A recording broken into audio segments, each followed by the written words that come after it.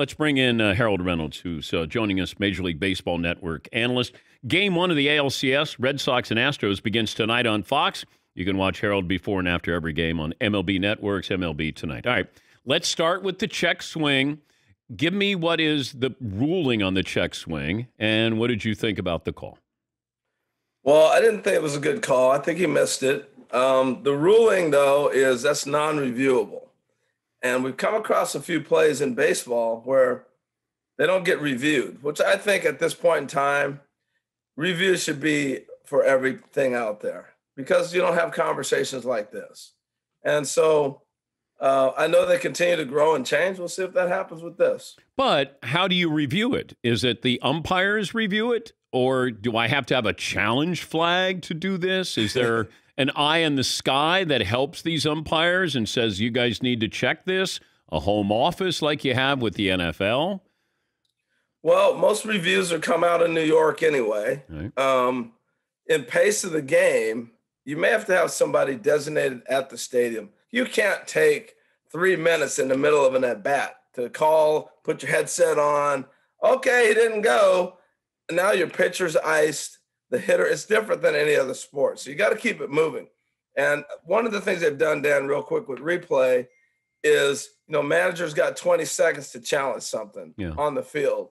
And then they can start the process. But I think we got to make it more like real time. Not, I saw something, now I review it. That's not right either. The Dodgers advanced because? Depth. I mean, we saw it all. Who can go get Max Scherzer? Who can take a 20-game winner and say, you know what? We're going to start with an opener. I mean, the depth of this team is so deep. So I think that's why they will continue to go through. Now 7 games really shows the depth of this club. Mookie Betts, once again, like Mookie Betts, sometimes you forget, and then Mookie Betts taps you on the shoulder and says, don't forget. Like, how good is Mookie Betts? He's one of the greats of all time. I mean, he does something every game. The other night, he made the spin around throw and said, wow, that's Roberto Clemente. Last night he gets 4 hits. I really think him playing in Boston in that pressure cooker as a young player helped him slow the game down and understand the moments. Watching him do pregame interviews yesterday, he acted as if it was a regular season game. That only comes with experience. But I go back to the Red Sox when they got rid of him.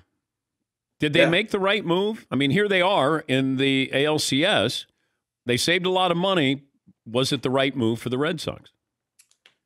Well, I think the Red Sox kind of wanted to save him and lock him up. I mean, they offered him a pretty good deal, but I think Mookie really wanted to go. Okay. At the end of the day, as we look back now, 3 years removed, that was more Mookie's decision than the Red Sox. I think he wanted to go somewhere else.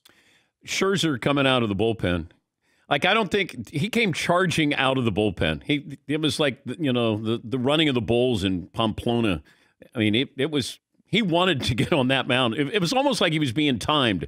Like, hey, if you don't get there in 15 seconds, then you don't get to pitch. But, man, I love watching him pitch. It's so great in our sport to see a guy go, I want the ball. Yeah. In football, it's different, basketball, because you have to go to the go-to guy. And in baseball, he's going on 2 days rest. We have regiments. We have schedules. He came ready to play. And I just love him. I got to tell you this quick story, Dan. I was shooting this thing with him 3 years ago for Nike. It was a whole new Nike ad. They were coming out with new equipment. And so I spent time with Trout, Springer, Baez, and Scherzer. Went to each spring training camp. So Max is in full gear. They're breaking out the new Nike uniform. It's not out yet. So he's got to throw a bullpen that day. And we're like, hey, can we film you live? No problem. So we watch his bullpen. He's got a simulated game. He's going to throw a 2-inning simulated game. He has full uni on. You'll love this, Dan. He throws 16, 20 pitches, and now he's getting ready to go play the simulated game. He stops after the 15th pitch, takes his hat off, and is standing there singing the anthem. This game set. So I'm like, well, shoot, I guess I better take my hat off and stand here too. And he's singing through the anthem. He, the pitching coach, and the catcher, they all stop. And as soon as they finished the full, complete anthem, he put his hat back on, grabbed the rosin, got the ball, threw 5 more pitches, and sprinted to the mound. I went, this guy's nuts. He's a gamer. But he's got 197 wins, including the postseason. But a Hall of Famer, right? Oh, yeah, no doubt. First ballot. I think also, Dan, we got to start looking Hall of Fame different with this generation. Yeah, I was going to ask you that. Game has flipped. It's totally flipped in the last 10 years, and particularly the last 5 years. We may never see a guy throw 200 innings in a season. I mean, how are we going to gauge 300 wins? So it is totally different now. We got to start looking at how we're going to look at guys for Hall of Fame. I'd throw this to you real quick. And think about this, you and McLovin and all the guys there. This may be the best contract in sports history for baseball for sure. The contract he had with Washington, he fulfilled it. Pitched every start, won a World Series, All-Star, 2 Cy Youngs in there. Pretty impressive. Well, I also wonder about Jacob deGrom. He might go into the Hall of Fame as a 500 pitcher. I know, man. Look, it's gone. When Felix Hernandez won the Cy Young, I think in Seattle one year is 13 and 12, and they went, well, but look at this whip and look at all these other numbers.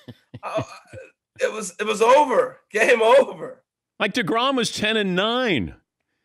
And they were trying to give him the MVP, let alone Cy Young. Time out. We're talking to Harold Reynolds of Major League Baseball Network. Altuve is still raking, man. I know it's hard to leave 2017 in the rearview mirror here. I don't know. Can you leave 2017 in the rearview mirror when you talk about today's Astros? No, you can't. The core of that club is still there. And even if you weren't on that team, you were now banging on a garbage can. I mean, that's just the way you're going to be viewed. And I wouldn't even bring it up if the players weren't answering that question themselves. They know it. That's just going to be with them forever. I do remember back then when it first broke in like 19 or whatever, that Altuve was the one player that everybody was saying he didn't want signs. And I get that. I played with a number of players who never wanted signs. They would give signs, but they didn't want to know what might be coming in case you messed up giving it to them. So when you're at second base and you're signaling in, whether it's location or, well, it's probably location that you're signaling in, aren't you? Sometimes both, depending on if you can pick up the pitcher's signs and everything else. So, yeah. But I located and recognized both. I sent both in. Okay. Who did you take advantage of, pitcher-wise? Ooh. I don't know about pitcher. It's more catchers that would get lazy. Okay. Who did you take advantage of? They go through one round, and then they would throw just a simple one down. Like Pudge Rodriguez was a guy who used to do that. He'd just go through the signs and get frustrated and go, all right, fastball. You're like, okay, fastball in, But what would you do in real time? So you're at second base. You're leading off second base. Yeah. And what's the signal? So real time, I would go to my helmet. I'd walk back to the base, step on the base, go to my helmet like this, like I'm adjusting it. And that let the hitter know I have the signs. So being the leadoff guy, I would try to get there and see sequences. And if I was able to figure it out, I may talk to somebody else who got there. By the 4th or 5th inning, if that same pitcher's out there and catcher, we had their signs.